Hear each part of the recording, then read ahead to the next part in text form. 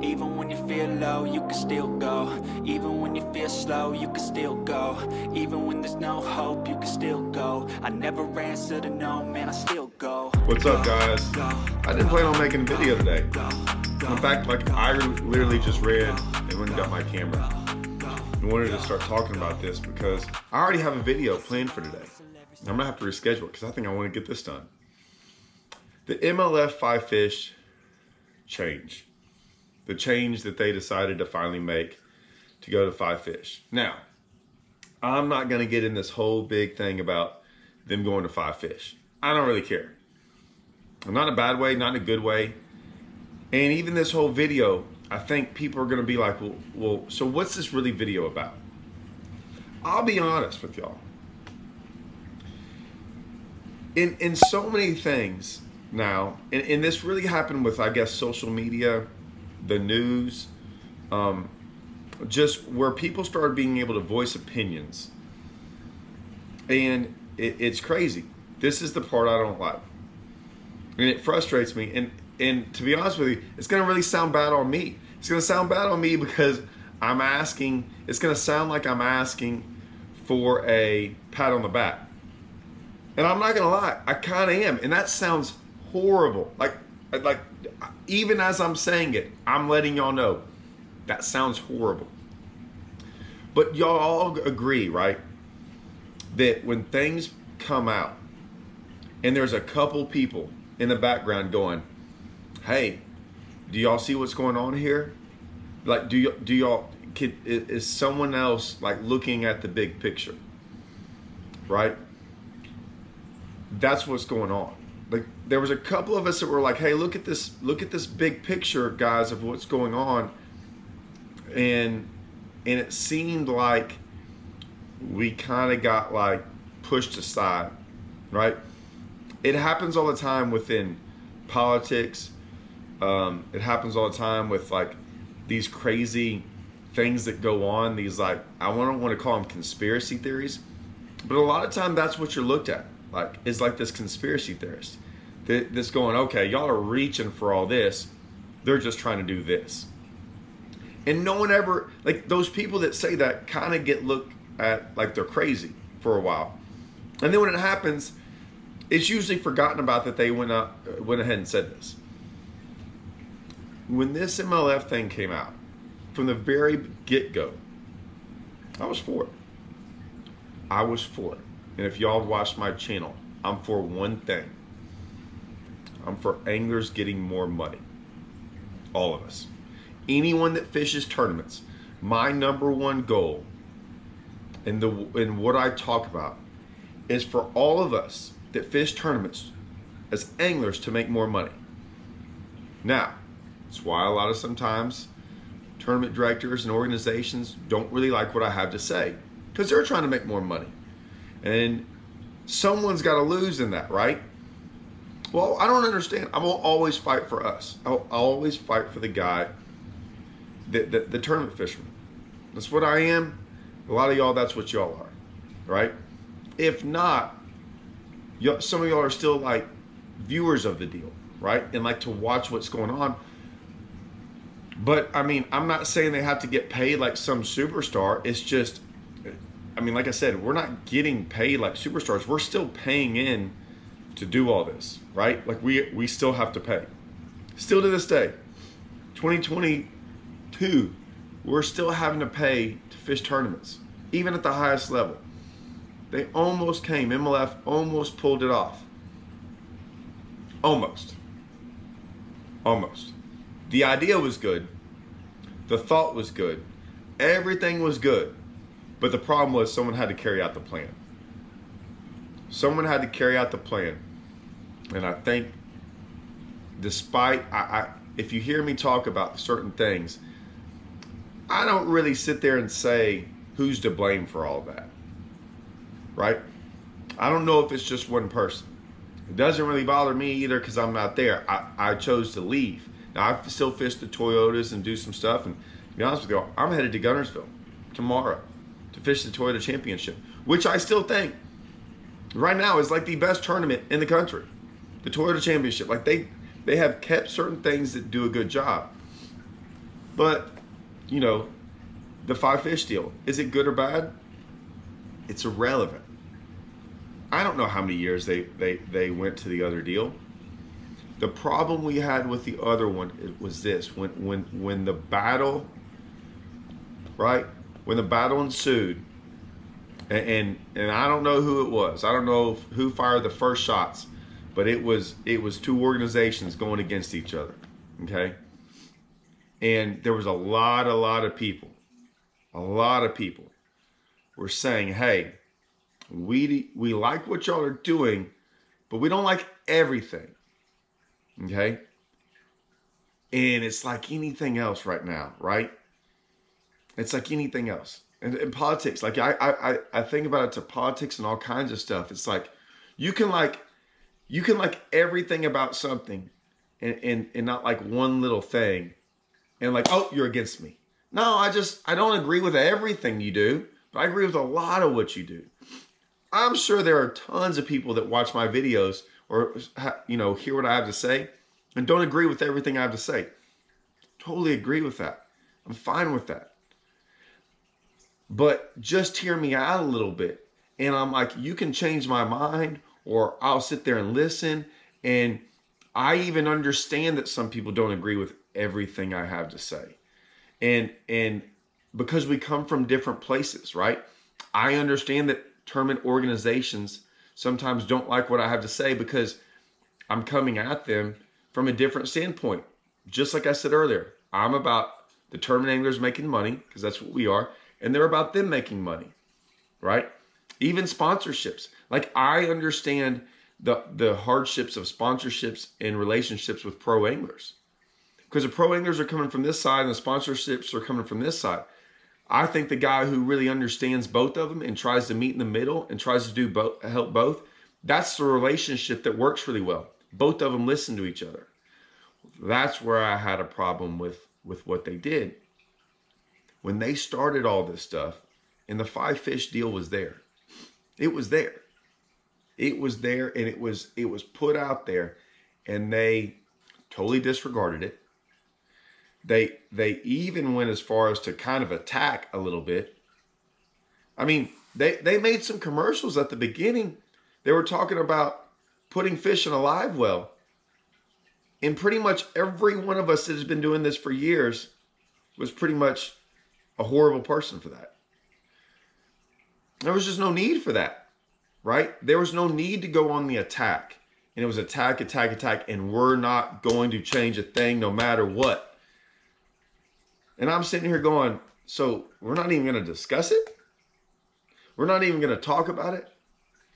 We're not even going to go, hey man, listen to these fans, right? Maybe they might know something. And who really cares what y'all want? Maybe the fans, we should care what the fans want. Like, even when I do YouTube videos, I do a lot of different things. But y'all know me. A lot of my YouTube videos are, I'm answering comments from fans because this is what they want to know. Fans, people, whatever.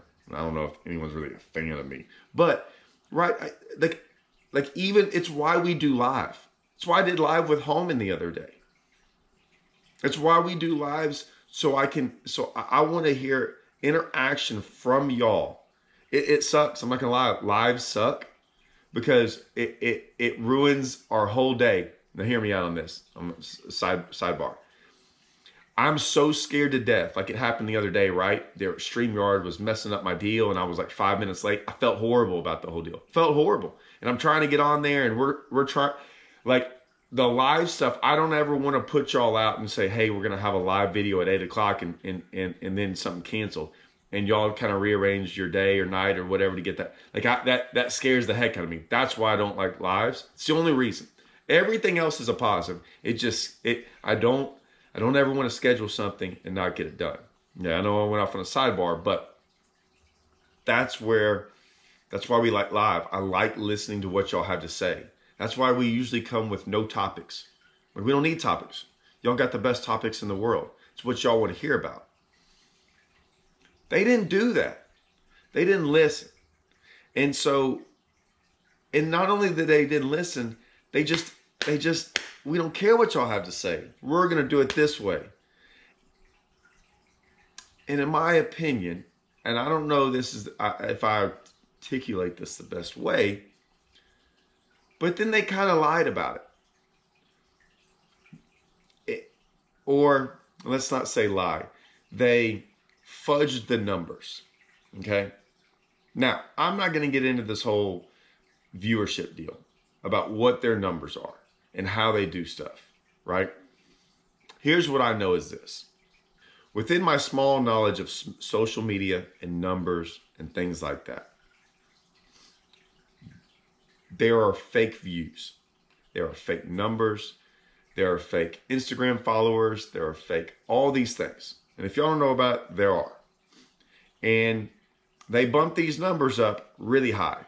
Impressions. Hey, I got all these impressions, or I got all this stuff. And I'm like, that's great, I guess.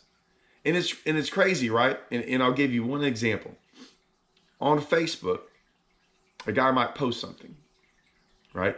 And it gets 400 likes, right? And it gets whatever many views, and there's like 9 comments. And it's some pro fisherman. I'm not picking on anyone, I'm just saying. And they got 100,000 followers. And then you got another guy who's got like 10,000 followers, and he posts something, and it gets like 700 likes, and it gets like 48 comments. And you're going, man, okay, well, so what's the big deal, Todd? Well, when they go up there and go to all their sponsorship stuff, and they tell everyone all their big numbers, I have 100,000 followers and stuff, and I'm like, well, yeah, but who cares how many followers you got? You have no interaction with anyone. Like, what does it really matter? And hear me out. So just right, because what they're trying to do is sell you on something. They're trying to sell you on how many people follow them and do things like that, right? They're trying to manipulate the numbers in their favor, right? Well, why do some of these organizations keep on bringing up numbers and viewerships? And I know that's how they sell sponsorships and they sell airtime and all these things.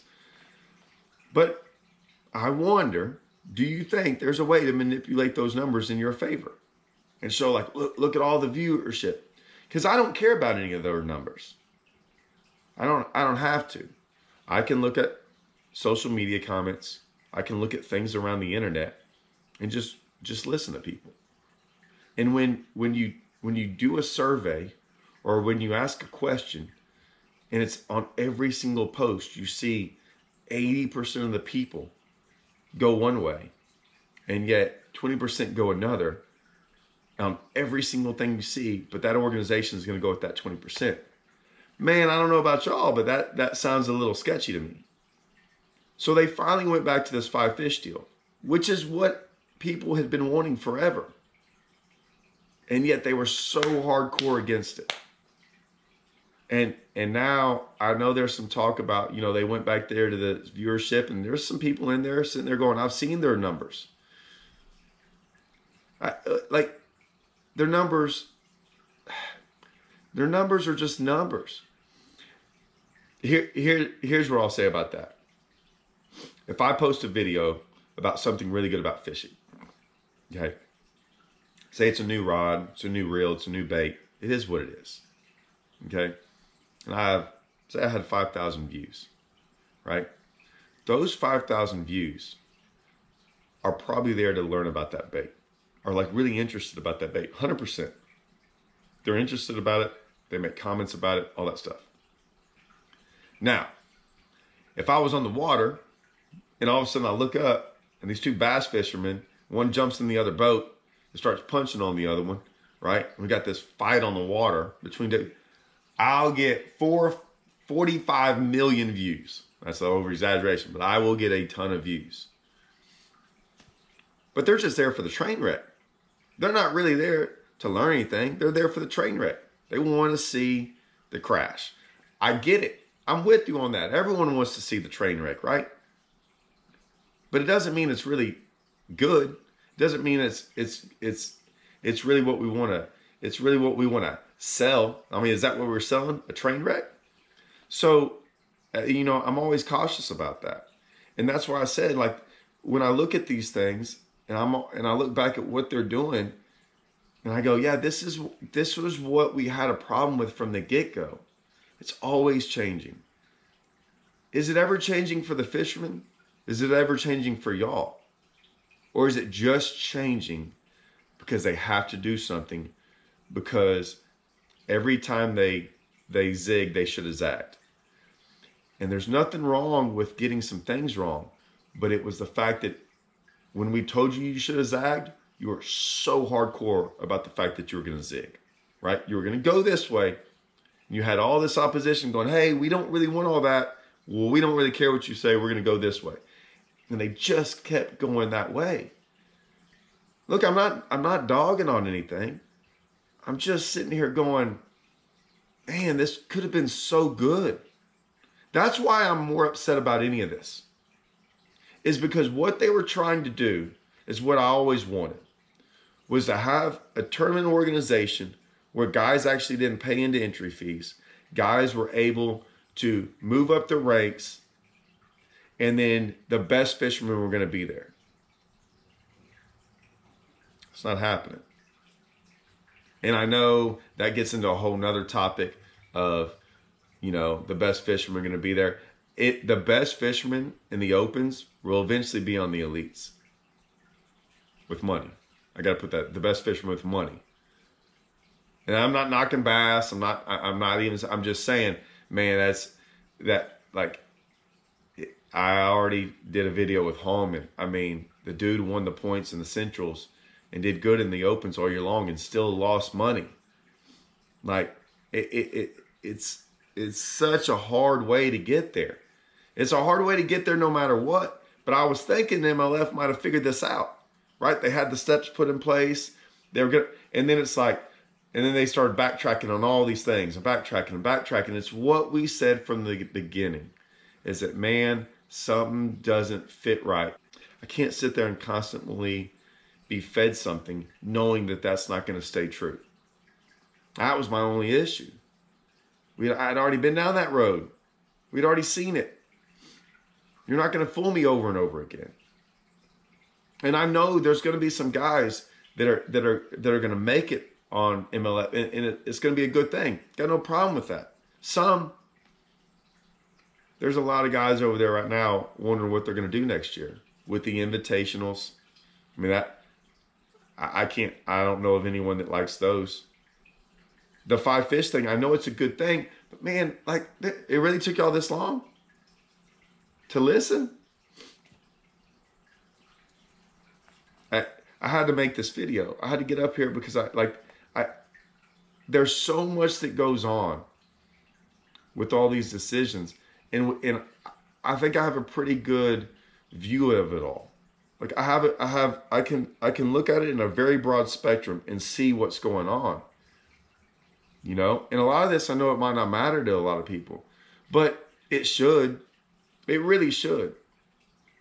Because, I mean, this totally affects y'all.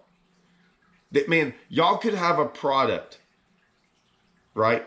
3 years ago or 4, I don't even know how long. I can't even keep track. That's how long it's been. Y'all could have maybe had the best product out there for y'all, of learnings, of whatever you wanted from it, whether it's learning, entertainment, something to do on a Saturday, something to watch while you're at work and you're not supposed to be watching. Y'all could have had that. And y'all aren't getting it. I'm not getting it. Dude, I'm a fan. And I'm not getting it. A lot of these videos, sometimes it sounds like I'm negative. And it's not that I'm negative. I want something good too. I love this stuff. I love fishing, right? I am a fan of it all, man. I freaking dedicated my whole life to it. I missed out on so much stuff when I was younger, missing countless things to go fish tournaments. Like, I don't even regret it. It's not even a regret. I just say I did miss it, like, because I loved fishing that much. And I still do. That's why if I make a video on any of that stuff, I should make a video about my hands cramping and my feet hurting so bad from going and throwing a sexy dog for 8 hours as hard as I possibly can and forgetting to drink water in the last Bassmaster Open on day 2 of Rayburn. Should have made a video on that. I mean, I like it was tough, and I like this stuff. And so I guess sometimes if anyone thinks I'm negative, it's not negative. It's just a little bit of freaking passion coming out of me that I want this stuff to succeed. Gosh dang, you're making it hard on us sometimes. You know, it's not some of this stuff is not complicated. I'm going to say it once. I'm going to say it again. And if you followed this long in this video, we'll know. Put the ego aside for once. Just put someone in the fishing industry, put the ego aside, and fishing will take off. If somewhere the egos go away, fishing will take off and be a beautiful sport. But if we keep on having some of these egos in the sport, and not the fishermen, some of the fishermen, but mainly up top, just try to do something really positive. It's okay to be wrong. It's okay to admit when you're wrong. It'll take off, and you'll kill it. You'll kill it, and everyone will win. Hopefully someone in the fishing industry comes along with that attitude. They can make it happen. I can't make it happen. I don't think I don't have enough. I'm not that guy, I guess. I would love to think I have some ideas, but maybe I'm not cutthroat enough. Maybe I'm not this or that to pull those things off, but that's what we need. I don't know. That's what I got today.